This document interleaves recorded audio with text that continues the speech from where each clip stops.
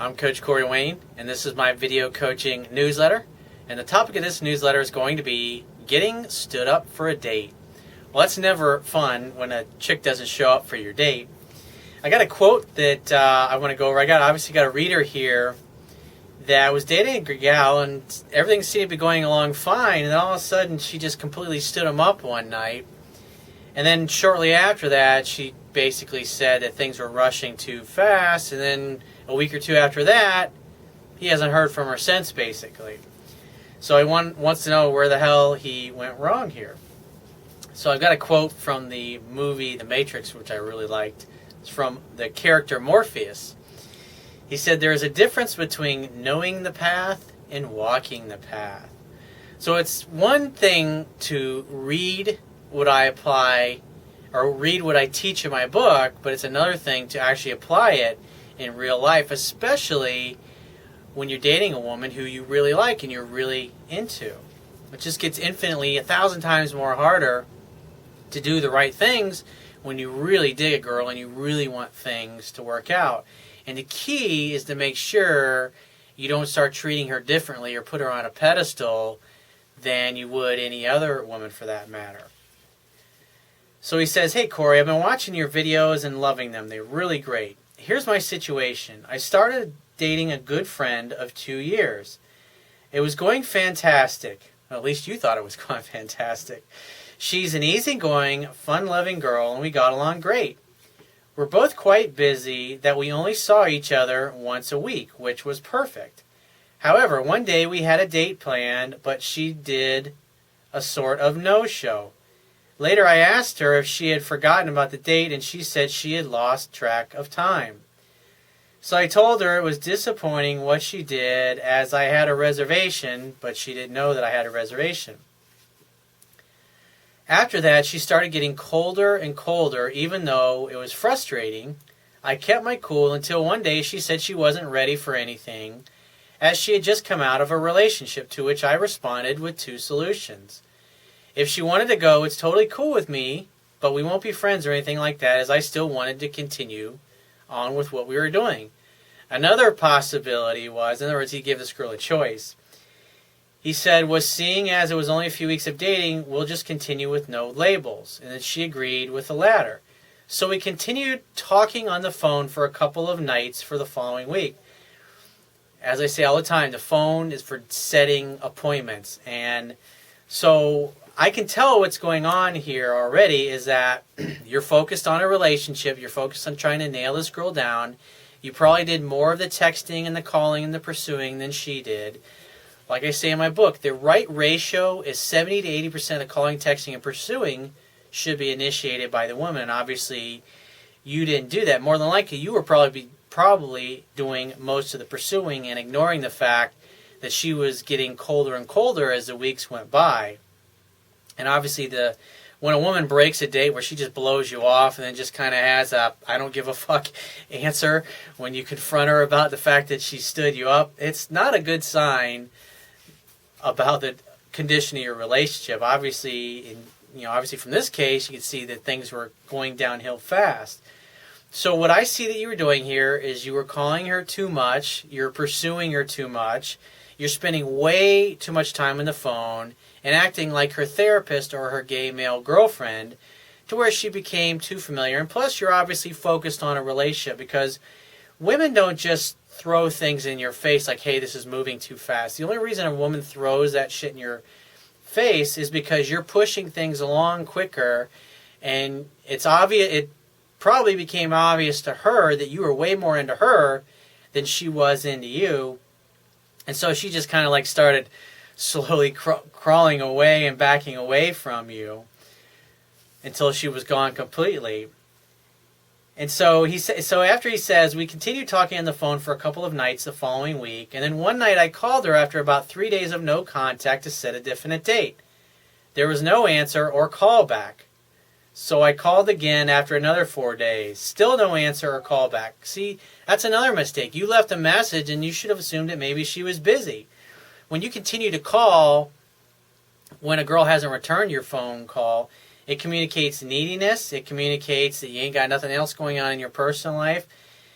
And it also communicates that, because some women will purposely not call a guy back right away to see what he does, but you basically communicated to her, no matter how much she walked all over you or jerked you around or canceled dates or blew you off, you'd still continue to come back for more. In other words, you let this girl treat you like a doormat, and the fact that she blows you off and doesn't call you back, and then you call again, communicates to her that no matter how much she jerks you around, you're not going to stand up for yourself and you're just going to basically tolerate it.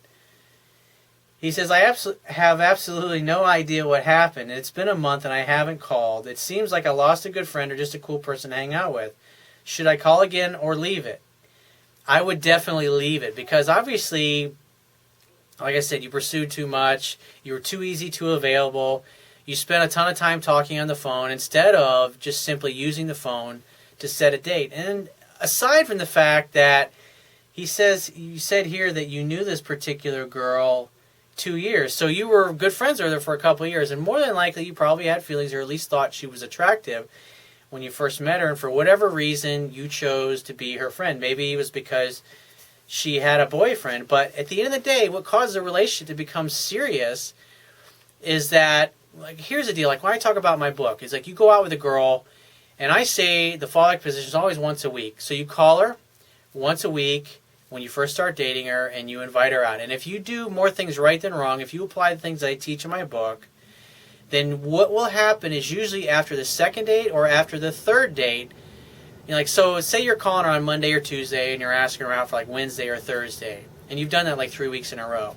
And if you do everything right, then her interest level will be going up. And so by after the second or the third date, what's going to happen is within a day or two of that date, she's going to send you a text, and she'll say something along the lines of, hey, I had a really great time the other night, or hey, I was thinking about you.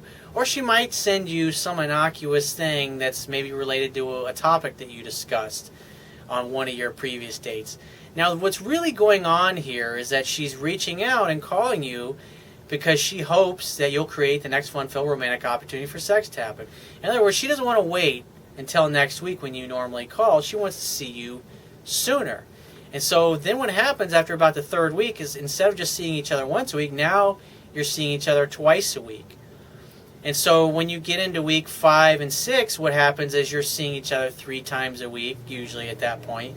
Because what happens is, if you allow her to do 70 to 80% of the calling, texting, and pursuing, then pretty much by the third week, you're pretty much only responding to her texts or her phone calls or her messages, and just simply using that as an opportunity to set up your next date in the future.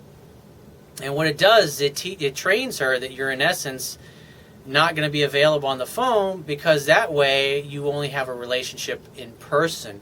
And therefore, she doesn't expect to talk to you all the time and talk for hours. Plus, it allows you to remain mysterious, because it's a scientific fact that women are more attracted to men whose feelings are unclear, and this totally facilitates this. So you get 5-6 weeks in, you'll be going out about three times a week. Well, when you get to like week 7 or week 8, she should be in love at that point, or in the process of falling in love. And then it's going to be at the point where you'll see a dramatic increase in her calls and her texting, to the point where it's pretty much 2 or 3 times a day she's texting you and calling you, and you're pretty much seeing her every day.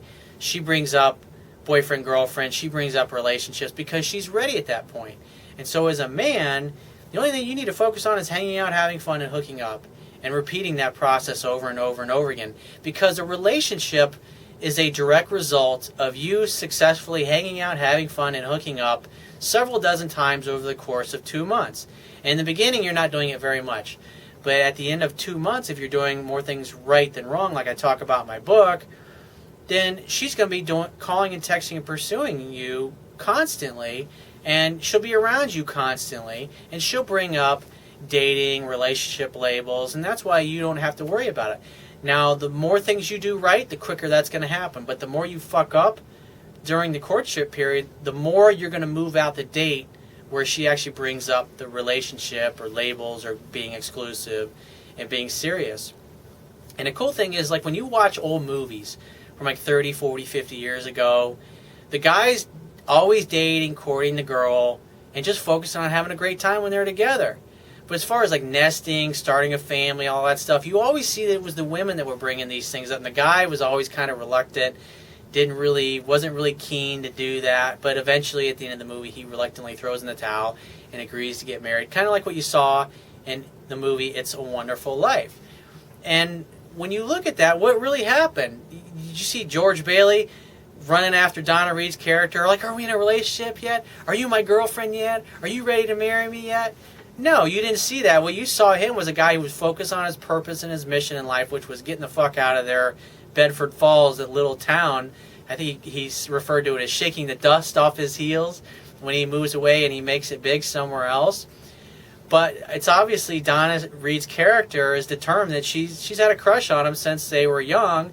And all throughout the movie, as the years go by, that's what you see. Like, she comes home from college. He's the first person that she gets in touch with. Or actually what she does is through her little network, through her mother, through the other women in the neighborhood, they let George Bailey, word gets back to George Bailey that she has interest and she'd really like to see him, and that her face lights up like a firefly whenever he's around, because obviously she has high interest in him. And so throughout the movie, he's trying to go about his life, and she's the one trying to corral him and get him to settle down and start a family with her, and he kind of reluctantly goes along with it. But he acts the way a man is supposed to act. Masculine energy is about purpose, drive, mission, succeeding, accomplishing, breaking through barriers. Feminine energy is about opening up to receive love. And when you see the movie, you see the archetype. That's exactly what Donna Reed's character does. She's all about getting George Bailey all to herself. So if you apply the things that I teach in my book, it'll cause women to start chasing and pursuing you more. And like I said, this particular guy went wrong in a number of instances where I pointed that out. And so the best thing that you can do with this is chalk it up to experience and lick your wounds and realize that when you smother a person like that and you chase and you over pursue a woman like that, she's going to run away. Any woman would do that. So if you have a question you want to ask me, go to my website, click the Contact Me tab on the left-hand side of your screen, send me 1 to 2 paragraphs max, and just give me several weeks to get back to you with a response. If you want to talk to me right away, the quickest way to get my help is to book a paid phone coaching session. You can do that by going to my website, click the Products tab at the top of your screen, and just follow the instructions. If you want to get a digital version of my Kindle ebook so you can learn the basics of what I teach, which I highly recommend, go to my website. Underneath the email sign-up box, there's a box that has a link that will take you right to the Amazon Kindle download page for my book. Once you get there, if you don't have a Kindle device, just download one of their free e-reader apps for whatever electronic device you want to read my book on. And if you appreciate the value of the information I offer in these video newsletters, the articles on my website, or my ebook, you can show your appreciation right now by going to my website, and on the Wibiya toolbar at the bottom of your screen, click the PayPal donate button and donate any amount that you feel is equal to the value of the information. And I will talk to you soon.